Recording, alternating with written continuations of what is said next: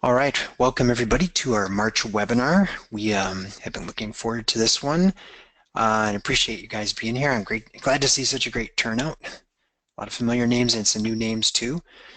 The whole team here with you today, Mike Blumenthal and Aaron Weiche and I are all going to be presenting a little bit here. Um, and then, as we go, like usual, just ask questions along the way. We'll save some time at the end for questions too. Um, but yeah, we like to answer them as we go along, keep it a little interactive. So today, a few things I want to cover. First, as I want to give you an update on SMS, so it's a few product updates. One on SMS, which we launched about a month ago. Learned a few things I want to share with you guys. Reporting, which is coming end of next week. Some totally overhauled reports and new reports that we're very excited about. And then just a sneak peek into some new designs that we have for the customer-facing emails and landing pages. I'd like to just give you an early view of those. And then Mike is going to talk through another one of his pro tips, and this is about Google, your new homepage, and some of the interesting things that we're seeing and that he's seeing with his research there.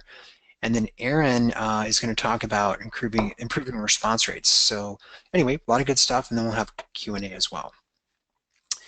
So let me get into it. Just wanted to give you an update on SMS. I know many of you have tried it and used it. We've learned a few things along the way. Overall, I'm really happy with the way it's rolled out. We've had, we're seeing, just to give you a quick summary, we're seeing some really good open rates with it. Early indications are that it's over twice the open rate of email, and so that's really good. Some customers only want to be reached via SMS, so we're definitely seeing higher response rates. And as we go through this, as we capture data, we're going to share that with you guys in case you need it to make your own decisions or to talk to your customers about how effective SMS is. A few things we learned, and I wanted to just talk about. One is we learned a lot about character limits for SMS, and I want to show you that in a minute. But what we learned is that there are two kinds of SMS that we can send, as you know. One of them is with a picture, and one is without. And the ones with the picture have a higher character limit, and the ones that are text only have a pretty small character limit. And if you go over that limit, then on some phones it breaks up. It sends two messages, it breaks your message up, and it gets kind of funky. And so we made some changes in the editor to make this a lot clearer so that people know when they're going over the limit and everything. I want to show that to you real quick. We also made a few changes to the personalization, so I want to jump into this and just show you what I'm talking about. I want to just can everyone see my screen? I just switched over to the SMS settings. Okay, thanks Mike. Thanks Chris. Yeah, so here's what we found.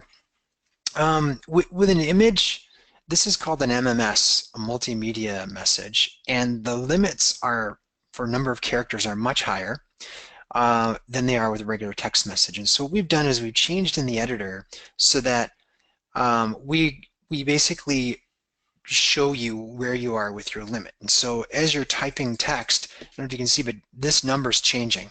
And as I get over that number, as I get too high, then you'll see, I'm just going to like copy some text so that you can see what I'm talking about. As I go over that number, it starts saying -14, kind of like what Twitter does, right? It says, okay, you're over the limit. The other thing we did is if you try to save it when you're over the limit, then we tell you, we say, look, it's over the limit, and we kind of want you to get this back within the character limit. And the reason is if you go over, then bad things can happen. So like for example, the message might get split up and it might send two messages, which is confusing for your customer. They don't know what's going on. Plus you've just used up 2 credits instead of 1 and you didn't even mean to, because there's a little bit of cost for every SMS that goes out. So anyway, what we tried to do is make it pretty clear. And what I want to show you now is that, because we're on the image message, I have a higher limit, 240 characters. If I switch to a regular text message, the limit's even smaller. It's 160 characters, so you have to be pretty brief. Does it count carriage returns as a character, Don? Yeah, those are one character. One character. And the other thing we've done is we've already included and backed out, like in this limit, like when it tells you -16, we've already included the mandatory text stop to opt out and the link. So we've already kind of backed those out. So it may seem like it's just really tight in terms of the characters, but we've already included those, so you don't have to worry about that, because those kind of have to go in unless I take the feedback URL out, and then it's a little different. But if I'm, most of the time you're going to have the feedback URL in there, so those count for characters, and so does this message at the end. So anyway, what we're trying to do here is just make it really clear so that in the first version of this editor, it wasn't super clear what was going on with the character limits. And these limits are enforced by the carriers, by the way, so there's nothing we can do about them. All we can do is help people understand where they're going, when they're going over. So the other thing we did is in the default message, we used to include this tag for business name.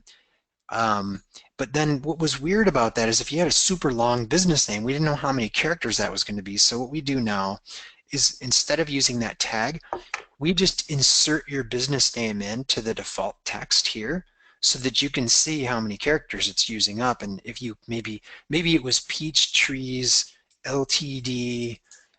Incorporated, right? And then I decide, well, gosh, that's pretty long, so I can trim that up a little bit. And then just a peach trees, and everyone will know who this is coming from. So anyway, instead of using the tag, we just put the business name in here the first time. If you end up deleting it, it's kind of, you got to at least have a logo or something to say where this is coming from. You don't want someone getting a random text and they don't know what the business is, right? So you got to have it. But we wanted to give you more control. And you could always remove the customer first name. That doesn't need to be there. But I think it's a good idea to have it there, but we're just trying to give you guys options, and how it works. So that is the deal with SMS. We learned a few cool things. Another learning that we had, switching back to the presentation, was international SMS. So many of you wanted to do something with international in the UK and other countries, and what we found is in the UK you can't send the images, which surprised me. But they don't support MMS, which means the image along with your text. So that's that. So we do work with international carriers, but we're learning rules in different countries as we go, and so we'll keep you posted. And in some cases, like Australia, we're delaying that a little bit because the cost is significantly higher for doing SMS in Australia, especially when you want to have your own phone number, which is the way we do it, so that each business location gets its own phone number. Those are like our cost on those are like $6 a month in Australia, so it's just for the number. So it's very, very high, and we're working through that, those kind of things as we go. So anyway, those of you who have been in here with us, just help it, trying this out and using it. I'd love to hear from you if you're using SMS, or if you're not, and you want to, just let us know why. Any other questions about SMS for those of you who have tried it? Just bring them up. If you want to turn it on, you just go to account owner details, and then you can hover over each of the locations in your account, and then you can just select the Pro package that turns on SMS. So Don, can I have a separate version of it called the Blumenthal version that lets me do like 500 characters? We can make that, but it'll like break it up into. I'm always a little verbose, right? Yes. We'll break it up into like 6 messages everyone's going to get. There you go. All right.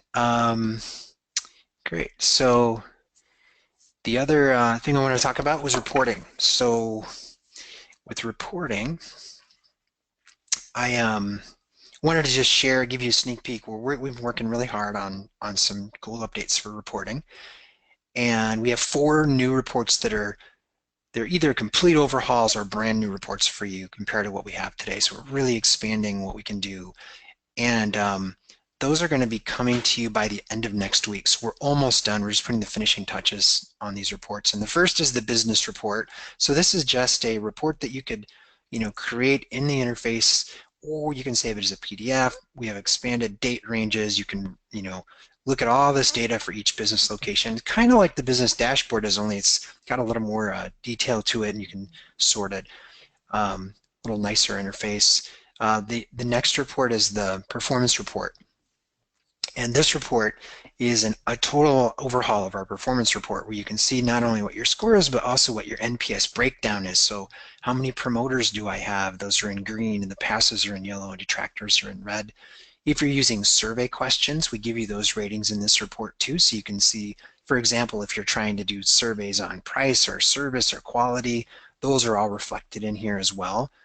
We have a graph for Net Promoter Score and how you're doing month to month, a snapshot of your online reviews, your feedback process, so you can see how many email requests were sent out and how many were opened and received, click-throughs to online review sites, and then that again can be adjusted by date range. So we have a lot of more options for date range, like lifetime or custom date ranges in there. So a more powerful report than our current performance report, and I think it looks a lot nicer too. The NPS report, so now we have a new report that's all about Net Promoter Score, where you can again see the graph, you can see the breakdown, you can see how you compare to others in your industry, right? So in this case, my NPS score is 67. In the auto service industry, the average NPS across the industry is 45. So that's kind of nice. I should add, Don, we won't have the industry average to start with, but right. Yeah. Ultimately will be our goal to be able to display that. But yeah, thanks, Aaron, for reminding me of that. And I would like to add something here too, Don. Just the idea that I think that as an ex-agency person, the idea of using NPS to allow your agency to move into consulting with your clients over the issue of quality is a huge opportunity that most agencies have not yet taken advantage of, and I think these tools will allow you to move in that direction. So it's exciting for me as a ex-agency person. Yeah, great point, Mike. And I think also what I really like about this report is toward the bottom, where it gives you that bar and it says, like, I guess this is more as an individual business owner, or someone who's managing businesses.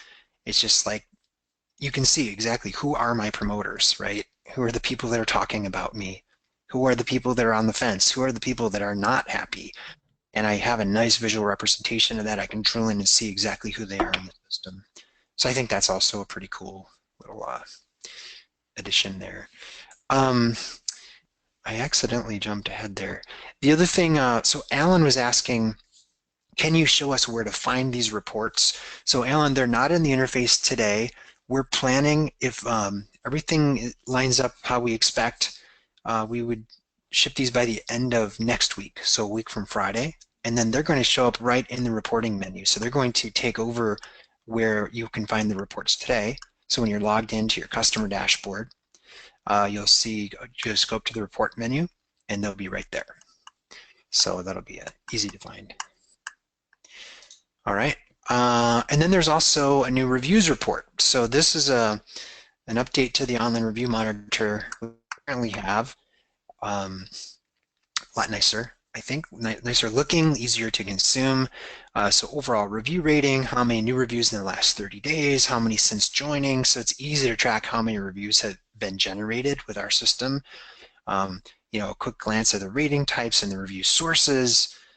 A nice graph of online reviews per month, so you can see historically and how you're trending, and then the actual full text of the reviews below on each of the sites, and you can sort these and search them and everything. So, and you can also download a CSV of this information. And once again, you can use date ranges. And the really cool thing about these reports is that you can also do comparisons. And I don't have a screenshot of that here, but it's perhaps one of the most exciting parts of the reporting update is that I can now say, well, show me how this location is doing compared to another location, or I can even use labels in our system. So if you've used labels to group your business locations, you can say, how is this business doing against the Southwest region or against this group? And so it gives you a lot more, especially for brands who are managing multiple locations or agencies who are managing multiple locations. it gives you a lot of power to do comparisons and things like that. In fact, you can see the comparison tab up here.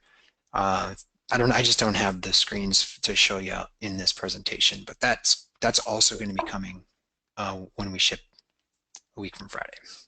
And for single business locations, you'll be able to do a comparison of one date range to another. So many of you are probably familiar with using that and other tools like Google Analytics and things like that. So you'd be able to say, I want to take this 6 months and compare it to this 6 months, or this quarter versus this quarter, or this week versus this week. So you'll be able to do date comparisons inside of being a single location as well. And then we offer a number of different ways to sort that data as well by the review site, or by ratings or rating types, and things like that. So just a really nice way to start digging in and be able to look at some historical performances. Even if you're just a one location, as Don alluded to, this really will hit a sweet spot for anybody that has multi-locations. Yeah, and as an agency too, you get these reports white labeled, so they're great things to be able to provide your clients. You can create PDFs out of them, that kind of stuff too. All right, so I just wanted to give you the heads up that that's coming. So watch the blog and everything, and we'll give you more details and videos and some good tutorials on how to use them. But I think they're going to be pretty self-explanatory. Once they come online, you'll be able to see, how to create those comparisons. We spent a lot of time, Aaron spent a lot of time just really refining the user experience for these reports, and I'm really happy with the way it's turned out. All right, and then I just wanted to give you a sneak peek. I don't have a date for this yet, but it's something we're working on. We've overhauled the designs of our the customer-facing emails and landing pages. So, for example, you can see on the left, here's an example of the email asking for the rating. Much cleaner. You're going to be able to choose the accent color. So let's say if your own logo is in here, it's not ours. You can choose a different accent color along the top. Just a nice, clean looking interface. Just to the right of that is the mobile version. We did some experimentation with that and found that some people were having a little bit of problems pressing the Net Promoter Scale on their phone, and so we made it just vertically stacked ratings, a lot easier to press. And then on the right-hand side, this is an example of one of the feedback landing pages with the online review sites, both on desktop and mobile. So anyway, these designs are going to be a lot cleaner and nicer. We're always trying to refine and update the designs and increase the rates, click-through rates. Frank was asking, what is the cost of the upgrade to Pro? Oh, just gave his email address. Yeah, we'll follow up with you, Frank. We have it depends on the number of locations and everything, but I'll ask Thomas or Mike or Aaron if you could capture his. Well, Frank, just I'll follow with him. Perfect. Okay, so yeah, those are coming. I don't have a date for these yet. It's something that we have the designs done. We're working on it. It's not, it's not too far out, but I don't have a date to commit to.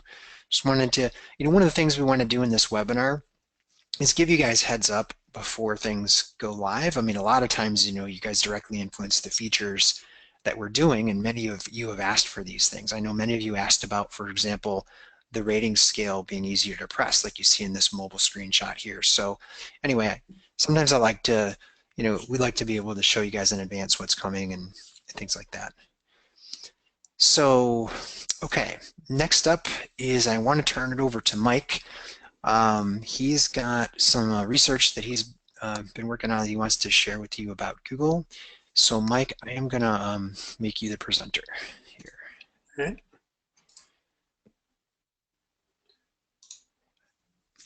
The option right before making you presenter was to mute Mike Blumenthal, but I luckily didn't press that one. Well, let's see. Share screen. All right. Yeah, I see your screen now. So you should be seeing a search on the screen with black borders. Is that what you're saying? Yes. Okay. So user-generated content in the form of testimonials formatted with rich snippet is an incredibly powerful tool that we give you help in deploying. Joy Hawkins wrote an article last summer about how this content can be used to avoid, for example, Google's duplicate suppression, where every local page looks the same to them. By having unique user-generated content, you can get a lot more pages in the search results. It's an incredibly valuable tool on brand searches where you can now, Google will show frequently rich snippets both in the organic side as well as in the knowledge panel. And it's a powerful tool in organic search results. I spoke to an ex-Googler last week, and he said that Google's research indicated a 20% uplift in click-through when you had rich snippets showing in organic. So certainly in and of itself, rich snippet formatting of review and testimonial content is incredibly powerful. And just to prove that Barbara Oliver isn't the only customer I ever look at, I threw in another slide here just so you know that I actually do look at a couple others as well. And I'd be glad to look at yours if you want to share them with me and need help. But I think the story is actually bigger than looking at rich snippets as this sort of focus tool. And I've done a number of case studies over the last 6 months where I have been exploring in a range of industries where key activities of the consumer vis-a-vis the business take place. And what I have found consistently across a number of these case studies is that 70% of the actions that a local business cares about, things like click to call, click for driving directions, fill out a form, those sorts of actions that are close to the point of purchase, 70% of those are now occurring directly on Google. And that really means that we need to be thinking differently about how and what we prioritize going forward in terms of our consumer-facing presence. If 70% of the critical activity is taking place at Google, then we need to really look at this page, this brand page that comes up for people, and understand it in much greater detail than we have in the past. So when you look at this page and you start segmenting elements of the page, the first thing you see near the top is the content that you control, your website. Obviously, title tags and meta description tags and rich snippets all contribute to the view that the customer has of you on any given brand search result. And also, though, oftentimes, not always, but depending on how the customer does a particular brand search, if you've got rich snippets, aggregate, or rich snippets on your testimonial page, it can show up in the reviews from the web. But that's only part of the page, right? I mean, the whole page is what creates the impression. And I think when you start looking at the whole page, one of the things that I've realized over the last 6 months is that since reviews from the web have come out, Google has been pushing any review-related content forward in the rank on a brand search so that it typically will show up on this organic side of the page and frequently will show up from reviews around the web. Now, reviews from the web won't show Yelp or TripAdvisor or Better Business Bureau. And as a result, certain sites that we've long ignored, like Yellow Pages, Super Pages, The Knot, whoever heard of The Knot, are now showing highly on brand searches and deserve some amount of attention, both in the overall marketing team that you have, but also in the context of GetFiveStars. Mike, if you were planning a wedding, you'd know what The Knot is. Oh, okay. Well, obviously I'm not planning a wedding or a divorce, but I'm glad I have you around. There you go. So the point being here that many, many more sites, if you can get just a few reviews on them, can influence the overall impression that this page creates on your clients. And I think the goal for every business should be an organic side that looks like this, i.e. everything has stars, and a reviews from the web that's filled chock full, and the story needs to be consistent, right? The third thing you'll see on this page is obviously Google reviews. And one of the critical things, although by no means the most critical, and I know that Yelp reviews have always been important, but I think that given this presentation, you need to open your mind to these lesser sites that like the Net, like Facebook, like Yellow Pages, where only a few reviews will go a long way. Obviously, you need to pay attention to the sentiment that Google is showing, because even typically they'll highlight negative sentiment over positive. You want to be sure it's not showing there. And then the content that you can feed to Google directly to show on this page. In the upper left, advertising on your own brand name, so you're preventing a competitor from taking that space on this critical page. On the right, I see all too many of these knowledge panels that have lame pictures. Very inexpensive, and to get very high quality pictures these days. And Google's research shows definitively that interactions with the knowledge panel goes up with greater pictures. And then you obviously, I don't need to repeat things like hours and location, but on the hours particularly, Google is going to show on holiday hours something different if you haven't gone in and updated it.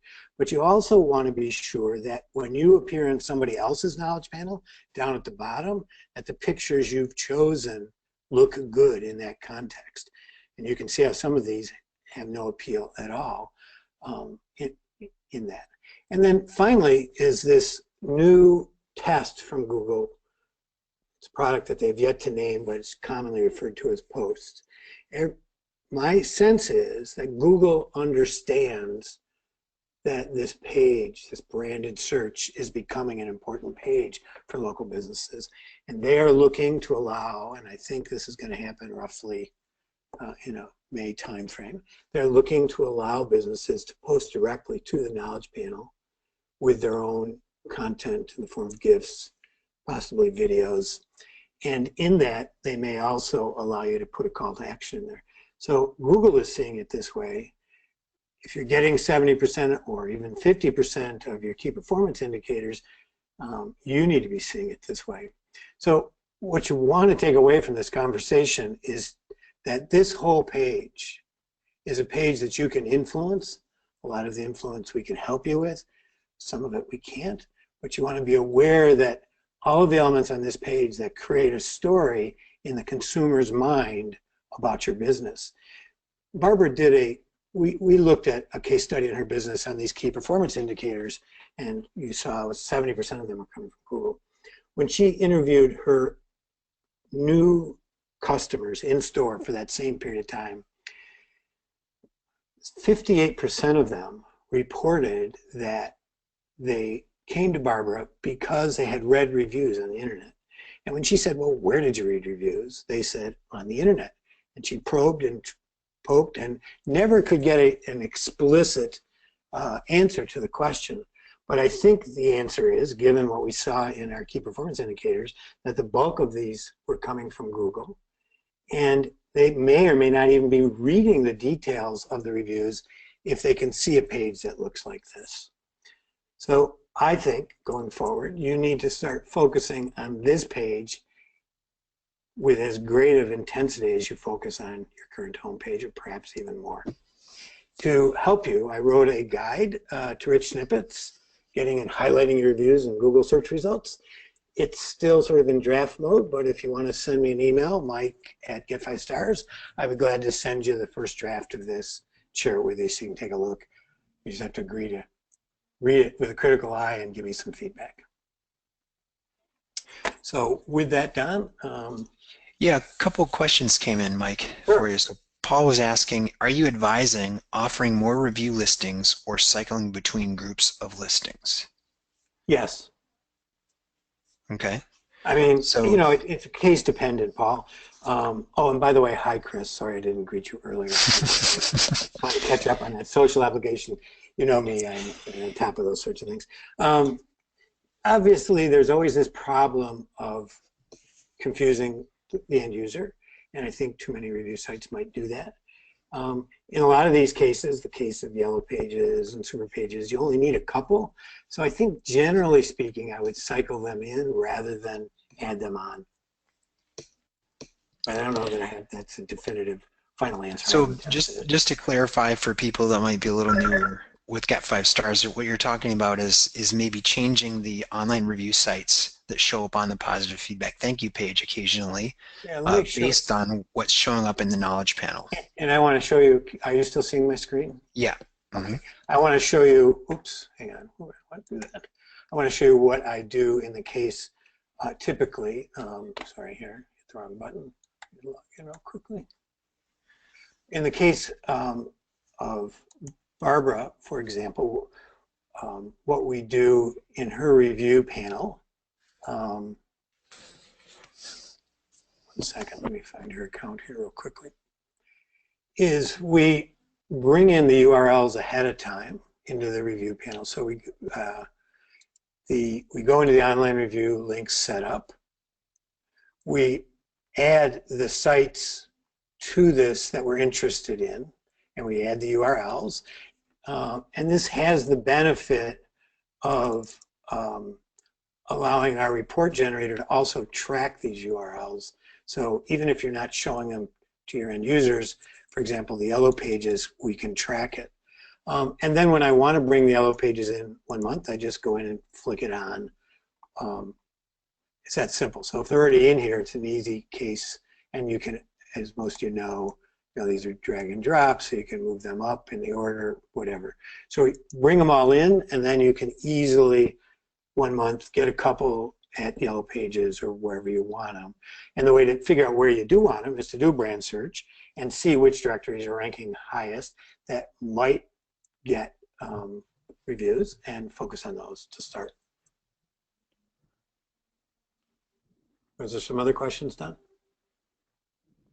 Sorry, I was on mute. Yeah, Frank was asking, he asked any new research on content in the emails that increase conversions from testimonials to online reviews.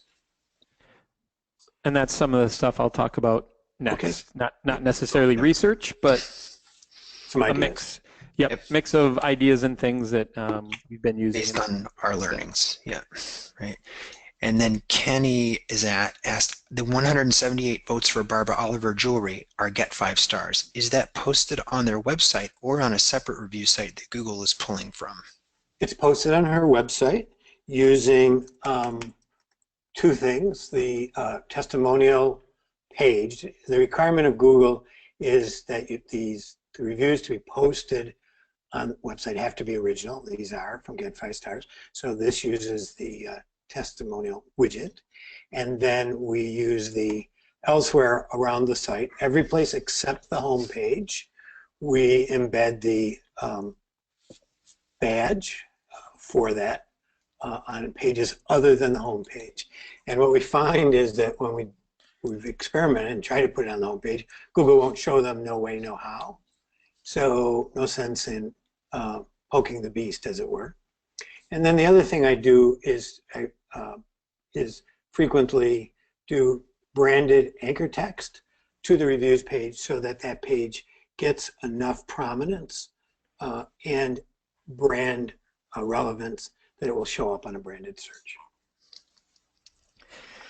And then he followed up on that saying, so Google is pulling the data from the widget that is posted on her website, question mark, yes. Yes, correct. That's correct. If that widget was posted on another site, such as a generic site that you might create, would it possibly show the same way? Yes, it would. The difficulty is getting that other site to rank on a brand search. You're up against some pretty stiff competition from sites like Yelp and the Yellow Pages and Super Pages that have a ton of authority. It's not impossible. It's just hard. And, you know, life is hard enough without putting them on Everest in front of you. Yeah, I mean, Google's got to have some trust in this site, basically. Right. And it's much easier to rank these pages on the brand. In other words, Google's going to give preference to the brand page over any other page. Yep. And then Will brought up a question. He said, any thought of making a widget that will allow us to publish our submitted reviews on our social site, like Facebook, etc.? Well, I'm glad you asked. The answer is stay tuned. Yeah, yeah, we're definitely in the works, Will, definitely. In ways that we think are, you know, helpful and scalable. Yep. All right, awesome. Thank you, Mike, for that. 1 second, I need to pull back presenter here again. Good stuff. All right, next up, so Aaron, I'm going to turn this over to you now, and he's going to go into some details about improving customer feedback response, and this is based on, you know, a lot of learnings that we've had, obviously working with lots and lots of different businesses and things. Before we start with Aaron, though, a couple more questions came in really quick from Alan, and I want to just, because it's related to the previous topic, I just want to finish those off. So Alan said, I just did a Google search for Barbara Oliver Jewelry, and the reviews from her website did not show up in her listing. And that's because you're seeing a brand search that has site links. When there are site links, it won't show, but it still will show on keyword searches, and it will show on variations of the brand search. So there's no guarantee that you're going to get them on a brand search because of the site link issue. But, you know, that being said, it's still part of the play. Right. Can you give him he wants to know what you typed in, like what was I typed Barbara Oliver Jewelry, Williamsville, which is the town she's in. Okay. Barbara Oliver Jewelry, Williamsville. Yep. Maybe, I can't remember. Or another way is to type in the brand plus reviews, and you'll be able to see if it pulls that page that way too. Right. So I'm just gonna, real quick, I'm just gonna put that into the chat.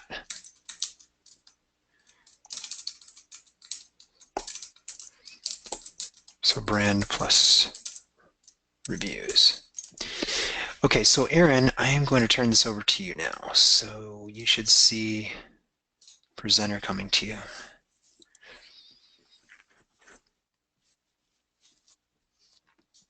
All right, I see your screen. All right, great. So earlier in the last week or two, I wrote a post outlining just kind of some of the things that I've played around with for our own communication and at different times in kind of one-on-one stuff, helping other customers, and also drawing just from, you know, there's so many elements of our product that hit upon other digital marketing staples like email subject lines and persuasive content and things like that. So I kind of wanted to surmise some of those to help people, you know, get more interactions. At the end of the day, you're able to easily understand and break down, hey, when I send feedback requests out to 100 customers, how many open and how many give me a rating and how many click through to review sites, right? You're able to see all of that information. So we, you know, you obviously want to take a look at those, and then over time try to move yourself along the line and improve some of those numbers and test some different things. You know, at a high level, I will throw out, like, every business is different depending upon the product and service that you're in, what your demographic is, things like that. So there isn't one silver bullet that works for everyone, but there definitely are some things, you know, at the high level that you want to pay attention to. So some of those are what I tried to break down. So the first tip that I handed out was making sure that you're asking for feedback as close to the interaction as possible. Obviously, when your business is fresh on somebody's mind, you're going to get a much higher level of engagement out of them. And so there's a few, you know, different ways to accomplish that, right? Like, one is having the discipline to, you know, add those customers in the same day manually, right? Depending upon your business, that might end up on a sign-in sheet when they come in, or you might have a report off your calendar. It might be something you task someone else in your office to do, but obviously sending out same-day feedback requests is a great way to align that communication with that customer's visit into your office, or when they're done using your service, or just getting your product. And that's particularly true with SMS, right? I mean, yeah, absolutely. Being able to send it as close as possible to that timing. You know, the second one is looking at automation, right? And especially, you know, we have an API, we have webhooks, but for a lot of people that can feel too technical at times. So we have an app in the Zapier directory, and if you're not familiar with Zapier, Zapier is basically enables the connecting of two different pieces of software with what they call a Zap. So in total, there's, you know, hundreds. There's over 500 different apps out in the Zap marketplace that allow you to connect one product with another. So some of the ones that we've highlighted in the past is, you know, connecting GetFiveStars to MailChimp. So if you add someone to your MailChimp subscriber list, it'll automatically then send them a feedback request. QuickBooks Online is one of their premium apps, so you do have to pay, I think it's like a $20 a month fee. But you'd be able to create a Zap where every time you created an invoice from a customer, it would then send that customer's information into GetFiveStars and send them a feedback request. Things with like a Google Spreadsheets, this can be used. So there's just a number of different ways. I really encourage you to like go out to the Zapier directory and browse everything. And it really kind of comes down to set up a Zap, you're filling in a lot of fields about information from each of the products to get them to connect.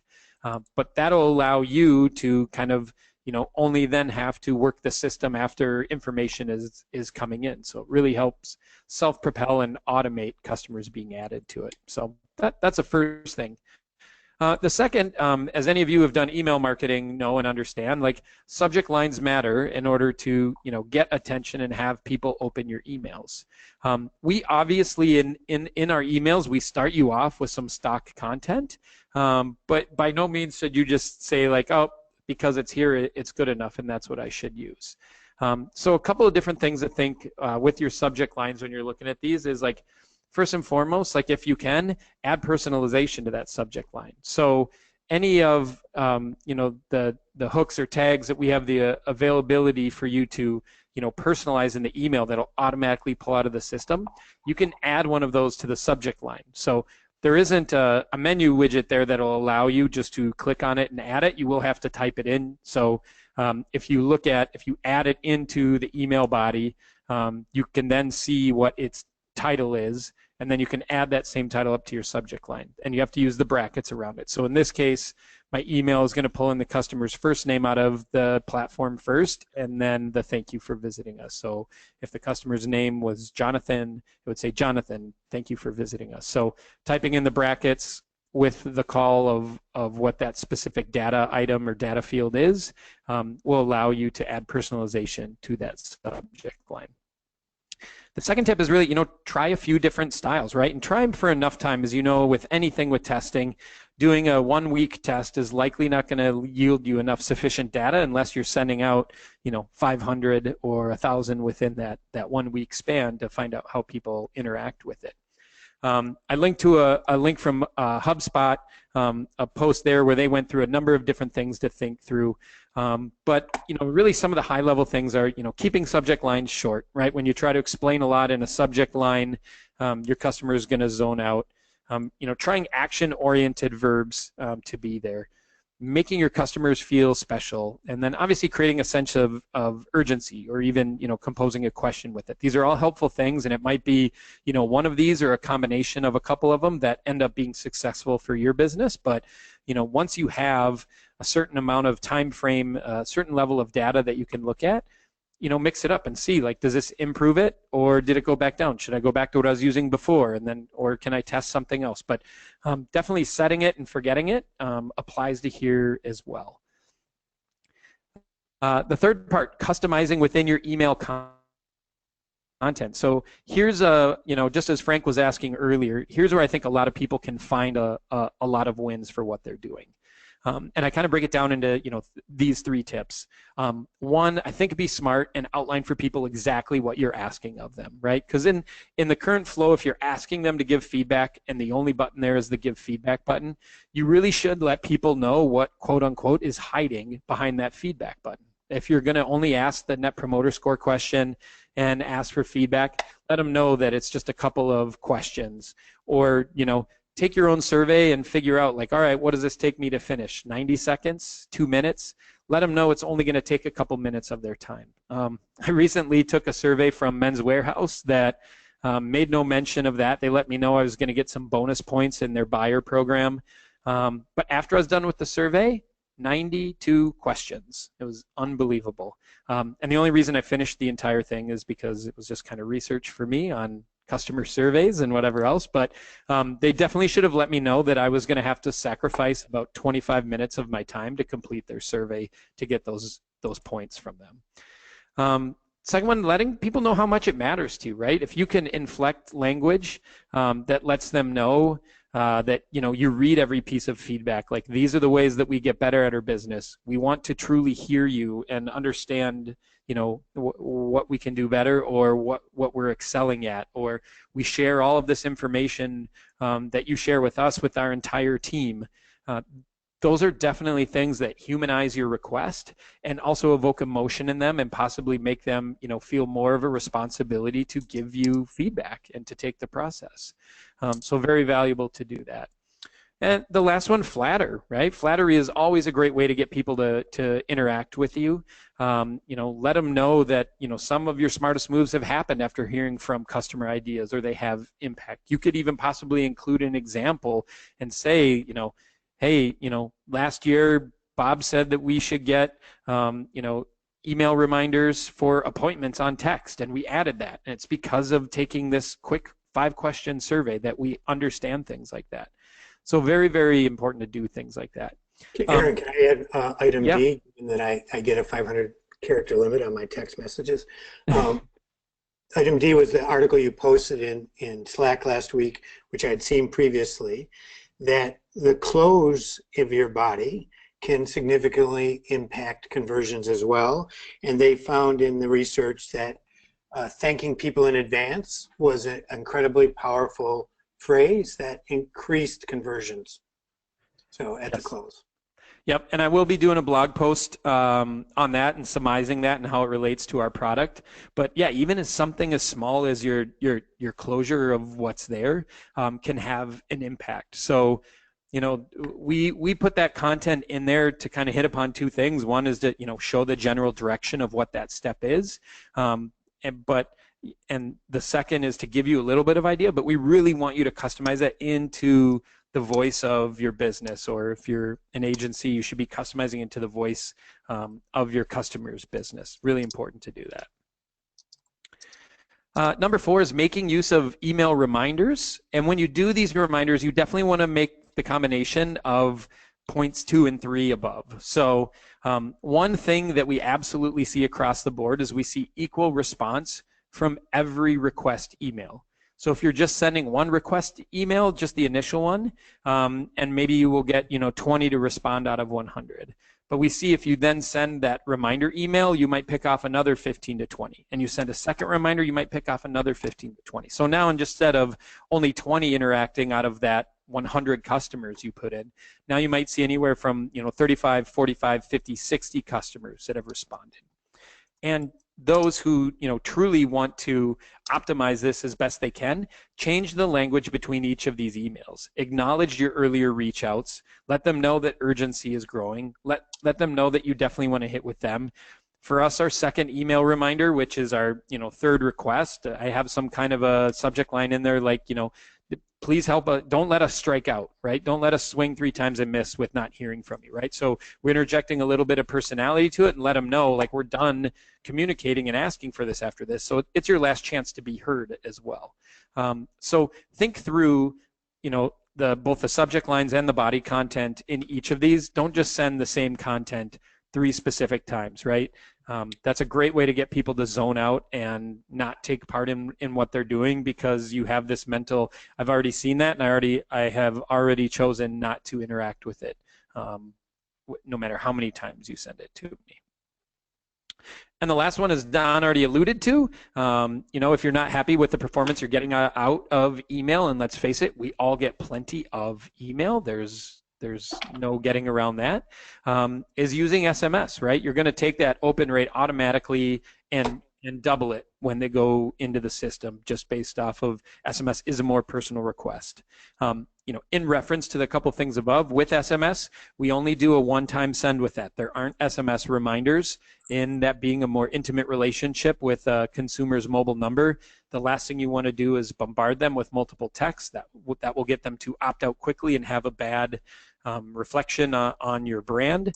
So it's just the one, and you definitely know that it was opened at 97% or above, instead of wondering if you're falling into that 35-40% with email. So those are kind of the high level 5 that we put out there. and just try some of those, especially with the subject lines and the content. Turn all of those reminders on, and that would be a great way to kind of improve all of those pieces and elements to it. So thank you, Aaron. That was great. A couple questions were rolling in when you were talking. Kenny was asking, is it only been a few days, but have you seen a higher click-through rate or response rate for image texts versus only text? Nothing of statistical. Yeah, we don't have enough data yet to say that. Yeah, my opinion would be, the visual is definitely going to help you from two different factors. One, that you're giving a visual of the logo or the business itself that, is going to evoke some emotion because it makes it now a visual interaction within your text message. And the second is, as Don outlined earlier, you have more characters to be able to speak to them and again hit upon the things. How long is this going to take? That it is just quick, that you do value their opinion, so that introduction and that first impression of it, you have more characters to get the point across that this is going to be short and simple and super valuable to us. So we hope you will, click the link and take part in it. Yeah, and I think the other thing I just want to make sure is that when a customer gets that text, they need to quickly be able to identify who is this text from, right? And I think the logo makes them instantly know, oh, okay, I just was there yesterday. I know this place, right? Instead of them having to read or go, well, who's this from? So I think that is another valuable part of it. Alan was asking, why did the search terms change which reviews were showing on the listing? He's talking about when Mike was chatting and I did an article on our blog. Let me look the URL up. I've looked at that question. I mean, it's very dynamic. It has to do with the rank and the order of the review sites on a given query. It varies. It also has to do with how well the review site's name matches your name. There seems to be other variables that are indeterminate. It seems to be designed to be variable. I will include the link to the blog as soon as I can dig it out. Post. Cool, thanks, Mike. And then Stephen, is there a way to download the webinar and watch it later? Yes, that will be posted on our blog in the next couple of days.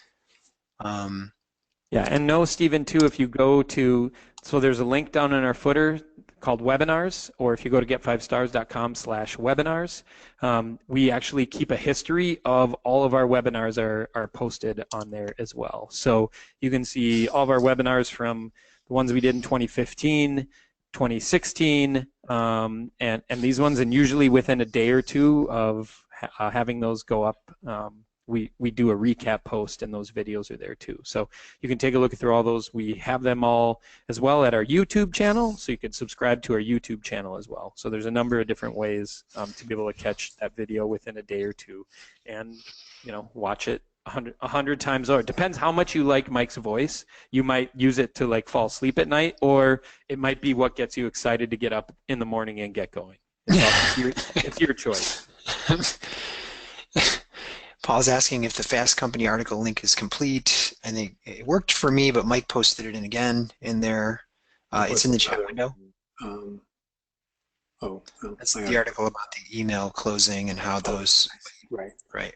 And then the one I posted was about how to reviews from the web and why it changes on different searches. Oh, right. So. Okay, I think the one Paul was asking about was this one, and yeah, that link, I just clicked it, it worked for me. If it doesn't, Paul, work for you, please tell me. And then this is the one Mike just posted to answer the question I think Alan asked earlier about the search terms and how they're changing. So those links are in the chat. Although for Alan, I would add this one caveat that, saying definitively how and why Google works is a fool's game. Yes, right. As we've all learned. So it's my best guess is what I guess it is. So. Kenny's asking, is there an optimal size for images for SMS? You know what, Kenny, this is a good question.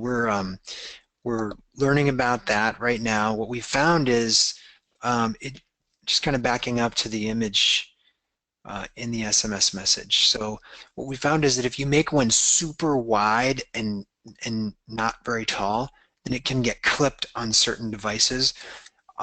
Everything we've read about, we haven't found like here's a perfect size, but it supposedly scales the image. It shouldn't be more than a megabyte. You want to keep the images small in terms of how much payload they have. Should it be a So horizontal aspect ratio? Yeah, so yeah, I would say that the easiest way if you just want to hold yourself to something is use a photo that's a 4:3 ratio, and if you want to take something, do a 600 by 400, right? And that will work every time across every device easily. You could do a 400 by 300. It really doesn't matter, but somewhere around that 4:3 ratio. What Don's talking about is you definitely don't want to have like a 1:6, right? You don't want something that's 100 pixels high and 800 pixels wide, because it will not snap it. It'll just take the height of the 100 pixels and it will cut that image almost in half on the width with it. So just a normal standard ratio of a horizontal photograph in a 4:3 ratio, and you'll be just fine. Definitely. If you can resize things down, definitely get it below, 1,000 pixels. There's no reason to be trying to jam a megabyte through there with it. Yeah. So I would concentrate on a 600 by 400 or a 400 by 300, and you'll be just fine. Yep. And then Stephen says, this may be for a different time, but we're struggling with reviews for multiple doctors at one location and getting reviews. I hear something about there will be a better way on reporting to sync all locations or doctors. Can I answer that, Don? Yeah. So, thanks, Mike. Practice and practitioners is messy, not because GetFiveStars doesn't really address it that well, but because Google and the various entities, various directories out there don't address it very well, right? Some sites like HealthGrades only deals with practitioners. Some like Google deals with practice and practitioners. Some only deal with practice. So the ecosystem is quite diverse. And the best way to deal with it, it's also more expensive, is to have, and it gets cumbersome on a management basis with our current design, but is to have one iteration in our system for the practice and one for each doctor. Now, obviously, given the various ways these guys are dealing with it, you have to make a decision on a marketing level how you want to deal with it. Do you want to promote the practice? Do you want to promote a couple of doctors? Because it's going to drive your total costs up. We are going to be releasing a tagging feature that would work well if you decide to promote the practice where you would get the reviews, but you wanted to use the testimonials that we gathered for each of the doctors. We will allow you to tag incoming testimonials in such a way that they could be allocated on your site for each of the doctors. This may or may not be optimal depending on, again, what your marketing strategy is. And it is one of the more complicated questions in local search because there's such a variety of how these sites deal with it. Google deals with it by wanting every practitioner to have their own listing and every practice to have their own listing, and you have to make a decision whether you're going to go with that flow or against it. Okay, thanks, Mike. Tony, if you need to discuss this more, contact us at support and we'll help you out. But I think Mike kind of outlined it. It's not the cleanest thing, but that's how Google works. Andrew, Andrew says, Mike, I see your jewelry client does not have the testimonials widget on the home page, but does have the widget on other key pages. Is this what you would recommend? And then Tony asked a related question. He's like, would you advise against putting your smaller review widget in the footer of our website? So I think I don't think you should put either the aggregate badge widget or the testimonials on the front page. We've seen one that Google doesn't show them, and we've seen two that it frequently will throw off an error in the rich schema testing tool. I do think that putting the aggregate in the footer is fine on other pages other than the home page. In other words, if you're using WordPress, you have to have two different page templates, one for the home page, one for the other pages. on Barbara's case, situation, she was using a right sidebar, so we put it there instead of in the footer, but it would work either way. We think it's a powerful, pick one of those pages down. I think it's a powerful social proof. I like it a little higher on the page because I think that people like to know that Barbara is who she says she is, and I believe that it's in fact, her testimonial page is one of the most visited pages on her site with very high dwell times. And I think people do care in the local market about that. So I think the basic structure is a testimonial review page, either the sidebar or footers for the badge, but put nothing on the home page. Typically, do a quick search down on Cadillac Jack's Ellicottville, if you would. One of the things you should do before you start, Cadillac Jack's Ellicottville. Yeah, there you go. What I noticed Easy is, to spell. yeah, really. In some industries, like in restaurants, they won't show the About Us page. They'll only show the menu page. Well, and focus on the menu page, right? It depends a little bit on the industry, right? Now, here's a case where they're getting microsite links, but they're still showing reviews from the menu page because Google thinks the menu page is important in a restaurant search. So we have the widget on that page, or the badge, I mean, the aggregate badge, and works great. Yep. All right, I have to go. I have another demo. Awesome. Yeah, great. Well, it's time to wrap up. Anything, you guys, that we didn't get to cover today, just feel free to reach out to us, and we'll handle it offline. But thanks so much for coming today. If you the YouTube channel, Aaron talked about that earlier. We have, I think, 67 or 70 subscribers. I'd love to get to 100 because then we can get our own custom URL. So if you would go to our YouTube channel, I'd really appreciate it. And thank you guys so much for being here and all the great questions today. And we will we'll talk to you. Just reach out anytime, and we'll talk to you soon. All right. Thanks again, and have a great day. Bye.